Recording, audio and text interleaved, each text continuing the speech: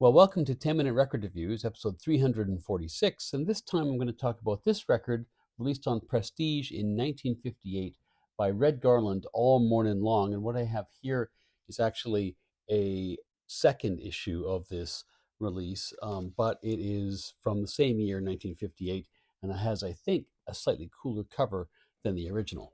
So the pianist Red Garland is, in my view, in the top tier of hard bop musicians who played between 1955 and 1965. But he's slightly unusual in that company because even though he associated with basically the biggest names in the business and he made almost 50 records as a leader during his career, he's not exactly a household name. He was primarily considered a straight-ahead hard bop player, not an avant-gardist or an experimental player. His strengths include his rhythmic sense and just the sheer variety of techniques that he would employ, even sometimes within the same solo. His career is linked largely with Prestige Records and, of course, with his work with Miles Davis, because he was, of course, part of Miles's first great quintet. That group included Garland, Davis, Philly Joe Jones, Paul Chambers, and John Coltrane, and Coltrane joins him here as well as a sideman. That adds to the real interest value of this recording because Garland and Coltrane are really at contrasting points, particularly with respect to their relationship with Miles at this point in their careers. Miles is headed off into the modal frontier. Red was definitely not along for the ride, and his traditionalism, which is celebrated in liner notes here, is on full display. Red would fall out with Miles over the modal thing a few months later, and soon enough he'd drop out of top-level jazz altogether for a whole decade. But here, he's playing what he wants to play. Red Garland was born in May 1923 in Dallas, and somewhat amazingly, he never actually played piano as a kid. He'd wanted to play the trumpet, but his dad was a big Benny Goodman fan, bought him a clarinet, and the clarinet it was until he gets drafted into the Army in 1941, 1942, somewhere around there. He had a friend in the Army called Lee Barnes who played piano, and he taught Red how to play, at least the basics. The first time he plays a gig for money as a piano player is in 1945. He's backing up a Texas tenor player, a guy called Bill Blocker, who was playing the local dance hall circuit, and he hones his craft over the next year or two playing with Blocker.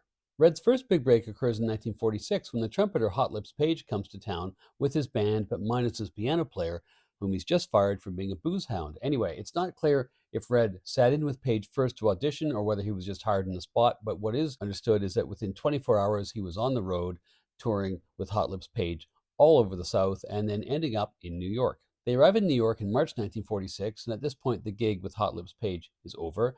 But he soon falls in with some of the leading players in the jazz scene in New York, including people like Bud Powell and Art Tatum. Both Powell and Tatum mentored Garland as he acclimatized to the whole bebop scene in New York. He played at Minton's, and he would often go up to a piano-only bar called Lucky's Rendezvous up in Sugar Hill, which was a place he'd hang out with Powell and Tatum. That club eventually became something called St. Nick's Jazz Bar, and then eventually burned down. It's just a hole in the ground now. Over the next few years, his opportunities and his reputation grew. He played with big names like Billy Eckstine, Charlie Parker, Fats Navarro, and Coleman Hawkins, and he regularly found work in Philadelphia as well as New York. His next big break occurs in the spring of 1955 when he's playing with Hawkins in a small club in Boston, and in comes Miles Davis, who is in the midst at this point of building what would be his first great quintet. There was a bit of a false start to the quintet because Sonny Rollins was originally supposed to be on tenor sax, but he couldn't get released from rehab. So there's a hiatus. Garland goes back to Philadelphia. He's playing some gigs. And then he gets a call from Davis a few weeks later saying, no, I've lined up Philly Joe Jones on drums. I've got Paul Chambers on bass. But do you know anybody in Philly who can play saxophone? And Garland says, why, yes, John Coltrane. And Davis says, well, can he play? Well, as it turns out, he could. Their first gig, which occurs in Baltimore, I think intentionally somewhat out of the limelight, famously involved no rehearsal whatsoever, but the magic was evident right from the very first note. Funnily enough, Garland, although he'd been playing at the top level in New York and Philadelphia and elsewhere for nearly a decade, had yet to appear on any kind of recording. Well, that was about to change, so the quintet was still forming up. But in the interim, in June 1955, Miles takes Garland, along with Philly Joe Jones and on bass Oscar Pettiford, off to Rudy Van Gelder's studio in Hackensack to make a record which is Garland's first appearance on vinyl, which is the Prestige record Musings of Miles. The quintet, of course, does come together soon after, and their first recording together is the eponymous LP Miles, and they would go on to make a whole bunch of great records around about midnight. Those four great records, Workin', Relaxin', Cookin', and Steamin', which came out of Miles's last ever session for Prestige. But despite the critical and commercial success the quintet experienced, relationships within the group were not that great. Miles, of course, famously was not that tolerant of people who had the same substance use issues that he had just very recently had himself. The other issue, of course, was Miles's musical restlessness, and on that score, his only real equal in the band was Coltrane.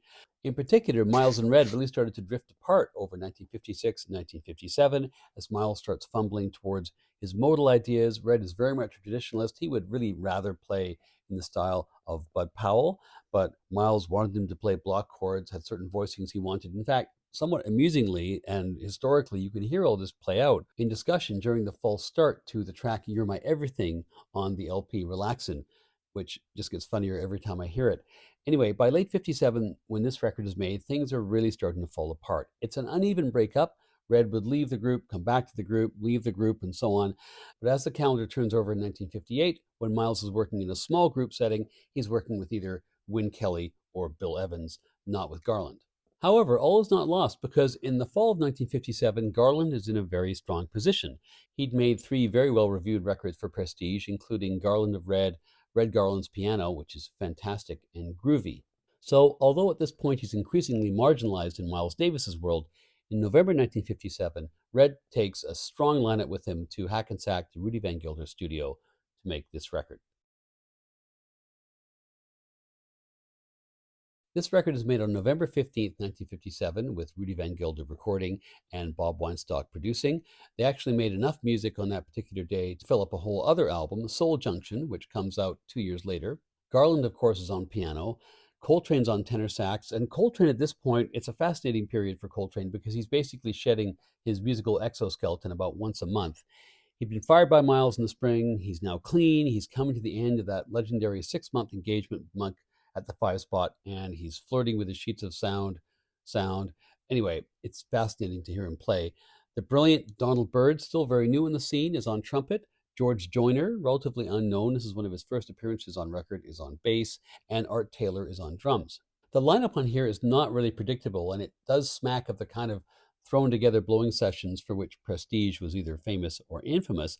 Garland and Coltrane, of course, had played together and recorded together quite a lot with Davis, but they hadn't played much either in the studio or on stage with Byrd or Taylor, both of whom, as I mentioned, were quite new in the scene, and nobody had previously recorded with Joyner. But Joyner had been playing with Garland in the clubs here and there over the last year. One last thing to note about the production of this record is the cover, which I think is Exhibit A in the file. Prestige basically copied everything Blue Note was doing, everything from the typeface to the layout to the whole design done by Esmond Edwards is very much homage to Reed Miles. Side one starts and finishes with the sidelong track All Mornin' Long, all sidelong, which is a Red Garland composition, but it's basically a bluesy extended blow. There is no rehearsal. There are a lot of talented musicians here, and they're just showing up and playing. But that said, it is extremely enjoyable late 50s hard bop. Coltrane, Byrd, Garland, Joyner, Taylor all have extended solos. It may not be as gripping as some of the music on side two, but it's still very enjoyable. On side two, both tracks I think are excellent. The first is a cover of They Can't Take That Away From Me. Here you get Coltrane, as I mentioned, sort of flirting with his sheets of sound. Garland is inspired. He does these lengthy runs of what I think are 30-second notes, some gentle lyricism, some block chords, basically throws everything at his solo. There's a nice little bass solo in here as well. And then the last track on the record, there's only three tracks on here, is Tad Dameron's Our Delight. And on this track, there are real fireworks from both Coltrane and Byrd, and Coltrane in particular. This is not running on empty Coltrane from the spring of 1957. This is cleaned up, jazzed up, ready to rejoin Miles Coltrane 9 months later, and it's very exciting. Much as I like it, I'm of two minds about this record. It feels a little impromptu, and I wonder slightly, in particular, about the title track. It's over 21 minutes. I kind of feel like maybe you should have more to say over 21 minutes. It feels a bit more like a club date, I guess, than a studio recording. But the musicians on here are brilliant. Coltrane, in particular, is just starting to stand out from the crowd. Garland is smooth. Byrd is exciting, sometimes thrilling. There are some very nice contrasts on here, and if not essential, Any hard bop collection will be improved by this record. For me, it's 4 out of 5 stars.